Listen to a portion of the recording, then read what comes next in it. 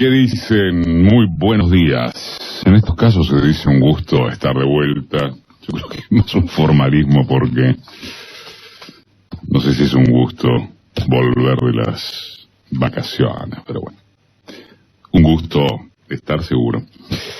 Y además, cuando uno es periodista, analista, comentarista,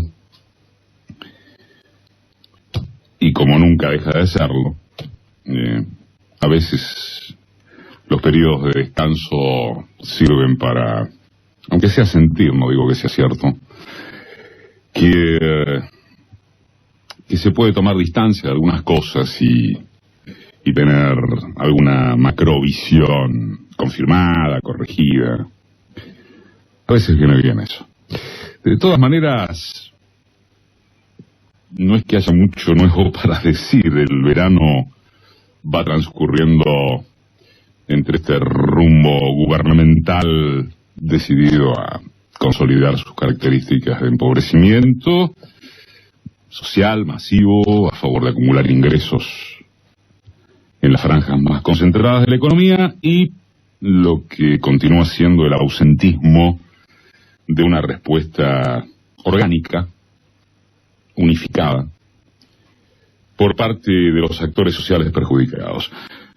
Menos que menos se avisora alguna reacción en el arco político, donde el único aspecto saliente continúa siendo que se postergan las decisiones de todos, dirías, a la espera de si Cristina resuelve ser candidata o no. Y todos es todos, en voz altisonante o apocada, aceptan que la expresidenta permanece como figura determinante de la política argentina, tanto porque le sobra para ser conductora del único espacio auténticamente opositor, cuanto porque le falta para transformarlo en alternativa de poder real, de retorno, digamos. La alianza gobernante es, ratificadamente decía, una topadora de liquidación de derechos colectivos, fueren del orden que podría considerarse natural, muy entre comillas, o de aquellos conquistados tras años de lucha. Y los únicos límites que encuentra, por ahora, son frente a contraofensivas que, adviertan, siempre surgen en sujetos individuales o sectoriales, que luego, en el mejor de los casos, generan adhesión según sea la potencia de otros individuos y sectores para extenderla. Esto fue lo que pasó hacia fines del año pasado, con la resistencia en la comunidad científica contra el recorte presupuestario. Antes, la resistencia de algunas asociaciones de consumidores ante el descalabro del tarifazo eléctrico. O en otro plano, si hablamos de reacciones, el modo en que contestó la colectividad artística ante la barbarie declarativa de Darío Pérfido sobre el número de desaparecidos. La retomó estos días el cara pintada que está a cargo de la aduana, Juan José Gómez Centurión, quien también despertó respuestas de políticos, de periodistas, de referentes de los derechos humanos, hasta el punto de que el gobierno oficiosamente salió a despegarse mientras este ferretero sigue en su puesto. No hay ninguna equivocación estructural en las medidas y en las declaraciones de gobierno. Sí puede haber torpezas ejecutivas, que no es lo mismo que equivocarse. Torpezas casi inverosímiles, como la de trasladar el feriado del 24 de marzo en un mismo fin de semana largo, o haber lanzado el proyecto de ganancias, ¿se acuerdan?, sin previa articulación parlamentaria. Por lo demás, todo es el viejo y nunca bien ponderado ardid de largar, ensayar, ver la renuencia o aceptación del dispositivo y en función de eso frenar momentáneamente o acelerar el ataque. A comienzos del año pasado, el ejemplo top fue de esto que decimos, fue el intento de colar por la ventana vía DNU a 2 jueces de la Corte Suprema. Entonces el propio aparato judicial se puso de pica, pero el gobierno logró que esos nombres, sus nombres, se instalaran. Y poquito después los impuso por las vías negociadoras normales. En boxeo se le llama pegar retrocediendo. Y algo análogo es lo que acaba de suceder con el rechazo del Ministerio de Trabajo a avalar la paritaria de los bancarios, que ya estaba firmada y a punto de ejecutarse. La paritaria de los bancarios es uno de los mejores logros sindicales, está bien, sobre la base de una actividad que es la financiera y que compite con el agro en el rango de festín nunca visto desde el menemato. Pero fue un gran logro sindical. La Cámara Nacional de Apelaciones, porque el Ministerio de Trabajo no aprobaba, le dio la razón al gremio, la Cámara de Apelaciones del Fuero. Es decir, otro obstáculo puesto a la ferocidad, ¿desde dónde? Desde la individualidad de un órgano jurídico laboral. Pero lo sobreviviente es el signo de que si algún sindicato arregla con la patronal por fuera de las pautas oficiales, deberá esperar a que algún juez o instancia tribunalicia le reconozca derechos que son per se, porque son paritarias libres. No es con todo el peor ejemplo de estas andanzas pro-radicales. En abierta violación a la ley, porque es ley, la Casa Rosada directamente ha resuelto ignorar la paritaria nacional docente. La ley que establece el piso, el mecanismo para fijar el piso de los salarios del sector, y manda a las provincias a arreglárselas como quieran o puedan. Es ley la paritaria, la nacional. Es de una espectacularidad siniestra, que ya implementaron anteayer, a través de la reunión de los gobernadores de Cambiemos y del PJ,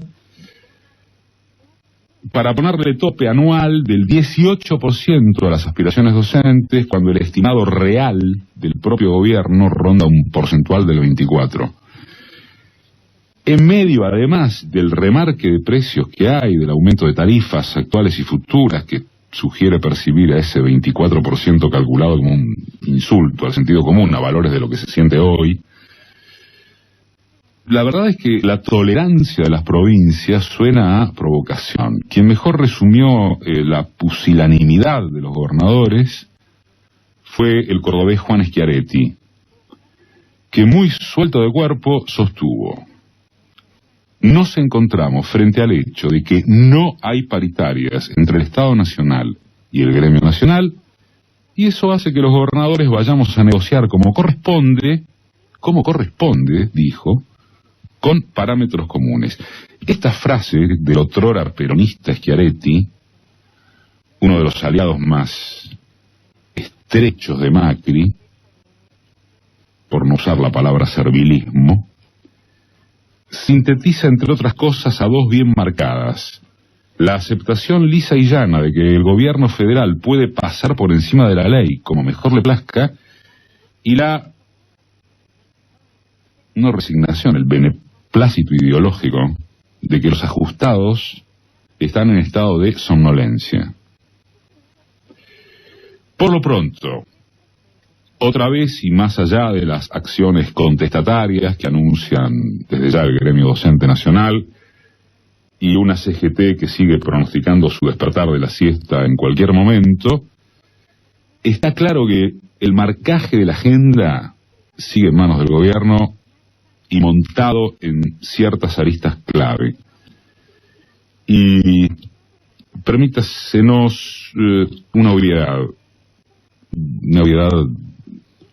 grande, la de tener presente que cuando se habla de alianza gobernante, de ninguna manera debe referenciársela en primer término como el acuerdo entre una estructura partidaria tradicional, la UCR como liga de poderíos territoriales conservadores, y una generación intermedia de outsiders de la política grande, provenientes del mundo de los negocios, que se encamaron en el poder tras y en medio de la crisis de representatividad de las fuerzas tradicionales. Esa es solo una pierna, un brazo, la parte que ustedes quieran, que opera en la trilogía mediática, judicial y política propiamente dicha. Esa es la coalición, esa es la obviedad. La primera esparció un escenario de putrefacción constante, donde lo nuevo siempre estaba por venir, a cargo de una variante disruptiva con lo viejo conocido. Lo segundo, lo judicial, se encarga de castigar a ese viejo que mal regulaba los desequilibrios sociales. Y lo tercero, presenta a cualquier ricachón ignorante o a personajes televisadamente escandalosos en sus retóricas e imágenes de seguridad gurú como aptos para hacerse cargo del poder en nombre de acabar con las corruptelas y las múltiples deficiencias del viejo.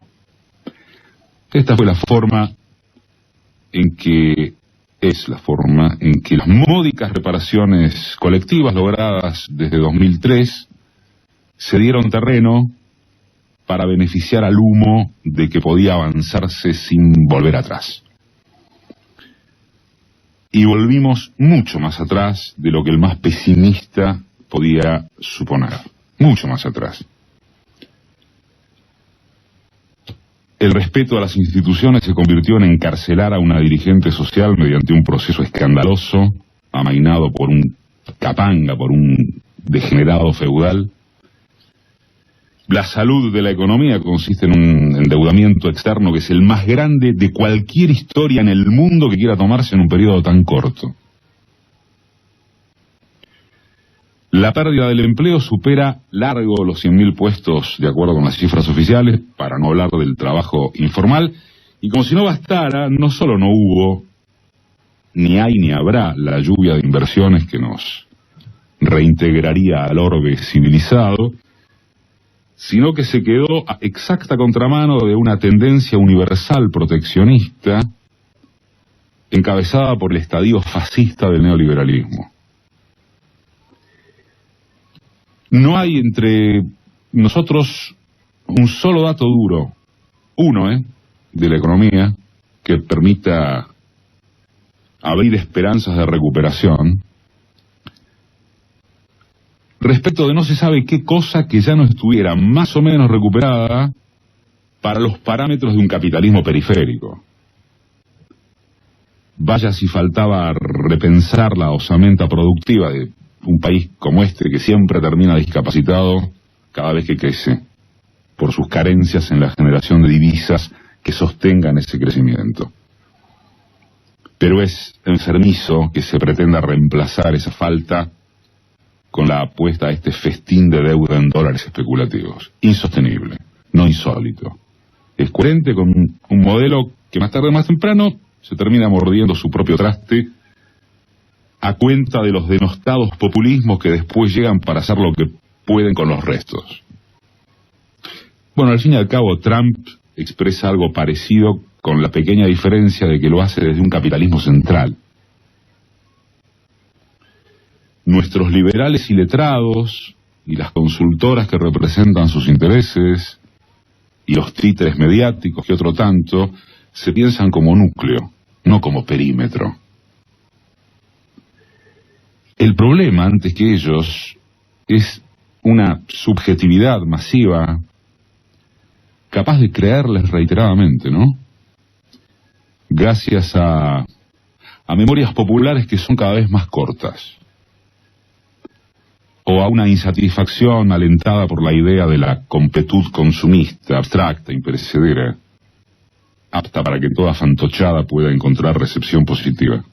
Este año es electoral entre nosotros, y se supondría que el gobierno, sobre todo por vía de obra pública, buscará arreglárselas para dar imagen de reactivación junto con la idea del rebote. Claro, después de todo lo que se cayó, algo tiene que rebotar. Y a eso se sumarán, ya lo vienen haciendo, violentas arremetidas judiciales y mediáticas destinadas a mantener esto de que el pasado fue únicamente corrupción generalizada. Esta artimaña de la herencia recibida,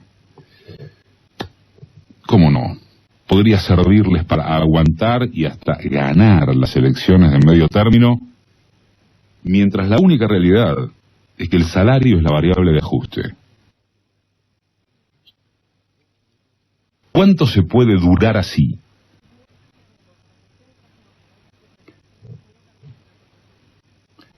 Tanto como no vuelva a ser deseable una opción política que exprese lo contrario.